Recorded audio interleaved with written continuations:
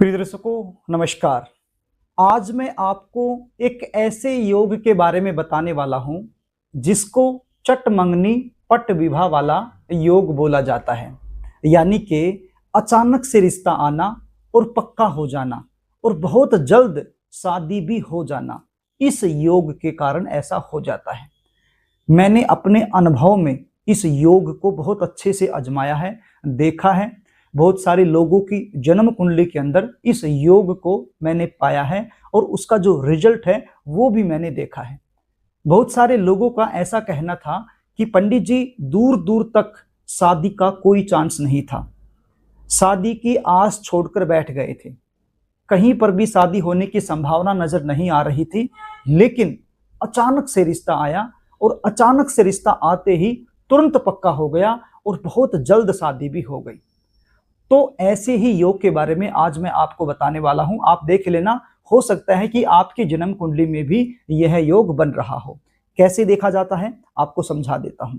आप एक चार्ट को देख पा रहे होंगे, इसी प्रकार का चार्ट आपकी जन्म कुंडली में भी बनता है। तो उसको आप देखिए, लगन चार्ट की मैं बात कर रहा हूं, तो लगन चार्ट को आपने देखना है। प्रिय दर्शकों, जन्म कुंडली का सप्तम भाव ये होता है सप्तम भाव, यानी कि सातवां घर। तो सातवें घर से ही जीवन साथी के बारे में, विवाह के बारे में, पार्टनरशिप के बारे में विचार किया जाता है। तो यहाँ का स्वामी कौन ग्रह बनता है, सबसे पहले तो हमें इसके बारे में पता होना चाहिए। जब तक हमें ये नहीं पता होगा कि यहाँ के स्वामी कौन से ग्रह बने, तो ये सूत्र लागू नहीं हो सकता, इस सूत्र का कोई लाभ नहीं होने वाला। इसलिए यहाँ का स्वामी कौन बनता है वो कैसे पता चलेगा। आप देखिए, सप्तम भाव में यानी इस भाव में 1 से 12 तक आपकी जन्म कुंडली के अंदर कोई भी अंक लिखा हो सकता है। तो आप ये देखिए कि कौन सा अंक लिखा हुआ है। आपको बता देता हूं कि कैसे पता करना है सप्तम भाव का स्वामी। यदि यहाँ पर 1 नंबर लिखा है तो यहाँ के स्वामी बनेंगे मंगल देव। यदि 2 लिखा है तो बनेंगे शुक्र देव। यदि 3 लिखा है तो बनेंगे बुध देव।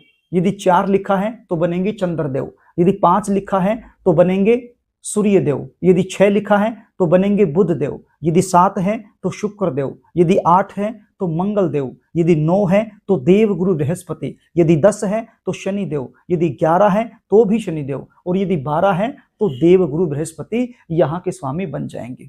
अब आइए सूत्र की तरफ बढ़ते हैं कि किस प्रकार से हमें चेक करना है। देखिए, सप्तम भाव का स्वामी हमें पता चल गया। तो यहाँ का जो स्वामी बनता है वो ग्रह कहाँ बैठा होना चाहिए जन्म कुंडली में, या तो इस भाव में होना चाहिए या फिर इस भाव में होना चाहिए। कौन से भाव में, या तो पहले भाव में या फिर चौथे भाव में होना चाहिए। पहली शर्त तो ये। दूसरी शर्त क्या है, इन भाव के अंदर राशि क्या होनी चाहिए, ये भी देखना पड़ेगा कि इनके अंदर राशि क्या होनी चाहिए। क्या होनी चाहिए, या तो 1 नंबर यानी या तो मेष राशि होनी चाहिए, या कर्क राशि होनी चाहिए, या तुला राशि होनी चाहिए, या फिर मकर राशि होनी चाहिए। इनमें से एक राशि होनी चाहिए, यानी कि पहले भाव में या चौथे भाव में। कौन कौन सी राशि, यानी कि या तो 1 लिखा हो, या 4 लिखा हो, या 7 लिखा हो, या 10 लिखा हो। यानी कि सप्तम भाव का स्वामी इन दोनों में से जिस भी भाव में यदि है तो उसके अंदर राशि भी इनमें से होनी चाहिए। कौन कौन सी, या तो 1 नंबर लिखा हो, या 4 नंबर, या 7 नंबर, या फिर 10 नंबर। ये दूसरी शर्त है। तीसरी शर्त क्या है, इनके ऊपर राहु की दृष्टि जानी चाहिए। मान लीजिए सप्तम भाव का स्वामी इन दोनों में से किसी एक भाव में लिखा है और राशि में भी कौन सी में बैठा है, या तो 1 में, या 4 में, या 7 में, या 10 में, और ऊपर से राहु की दृष्टि जानी चाहिए। अब राहु की दृष्टि कैसे जाएगी, राहु यदि यहां बैठा हो, आप देख लीजिए ये जन्म कुंडली का पंचम भाव है, यदि इस भाव में बैठा हो राहु तो दृष्टि चली जाएगी। यदि राहु यहां बैठा हो, या फिर यहां बैठा हो, यहां बैठा हो, यहां बैठा हो, ये पंचम भाव, ये 7वां भाव, ये 8वां भाव, ये 10वां भाव, ये 11वां, ये 12वां भाव, यदि इन भावों में से कहीं पर भी राहु बैठा हुआ है तो सीधी दृष्टि उनके ऊपर राहु की चली जाएगी। तो ये 3 शर्त होनी चाहिए। ये 3 शर्त जब पूरी होंगी तब जाकर के ये योग अपना प्रभाव दिखाएगा। आप समझ रहे हैं, इसको ध्यान से समझने की आवश्यकता है।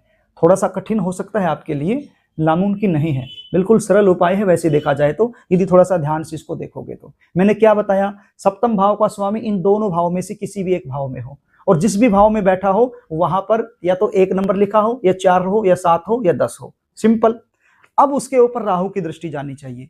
बस आप इतना देख लो कि राहु कहाँ बैठा है। कहाँ बैठा होना चाहिए, या तो यहाँ यानी 5वां भाव, या यहाँ 7वां भाव, या यहाँ 8वां भाव, या यहाँ 10वां भाव, या यहाँ 12वां भाव, यहाँ राहु होना चाहिए। बस ये 3 शर्त यदि लागू हो रही हैं, ये 3 शर्त यदि पूरी हो रही हैं, तो अचानक से रिश्ता आएगा, पक्का हो जाएगा और बहुत जल्द शादी में कन्वर्ट हो जाएगा, यानी बहुत जल्द शादी भी हो जाएगी। कमाल का योग है। आप अपनी जन्म कुंडली में इसको जरूर देखना और आजमा कर भी देखना। मैंने तो इसको आजमा कर देखा है, बहुत ज्यादा स्टिक योग ये बनता है, तो आप इसको जरूर देखना। प्रिय दर्शकों, यदि आप जानना चाहते हैं कि शादी कब होगी, कौन से साल में होगी, कौन से महीने में होगी, कैसे परिवार में होगी, जीवन साथी कैसा मिलेगा, कौन सी दिशा में होगी, विवाह के बाद का जीवन कैसा रहेगा, या फिर गुण मिलवान करवाना चाहते हैं, या फिर किसी भी प्रकार की समस्या आपके जीवन में चली हुई है, उसका ज्योतिषीय समाधान आप हमसे लेना चाहते हैं, तो स्क्रीन पर दिखाए गए व्हाट्सएप नंबर के जरिए आप मुझसे संपर्क कर सकते हैं और अपनी जन्म कुंडली मुझसे दिखाकर संपूर्ण जानकारी मुझसे प्राप्त कर सकते हैं। जन्म कुंडली देखने की हमारी फीस होती है, वो फीस आपको पे करनी पड़ेगी, उसके बाद ही आपको संपूर्ण जानकारी मिल पाएगी। तो प्रिय दर्शकों, यदि कार्यक्रम आपको अच्छा लगे, इस वीडियो को लाइक जरूर कर देना, इसको शेयर भी कर देना, ताकि आप पुण्य की भागीदार बन जाएं। और कमेंट बॉक्स में ये जरूर लिखना कि आपकी कुंडली के 7वें भाव के स्वामी कौन से ग्रह बनते हैं, ताकि मुझे पता चले कि ये जानकारी आपको समझ में आई। और यदि चैनल को आप सब्सक्राइब करना चाहें तो सब्सक्राइब जरूर कर लेना, ताकि आप हमसे लगातार जुड़े रहें। तो आज के लिए बस इतना ही, आगे फिर मिलेंगे, तब तक के लिए नमस्कार।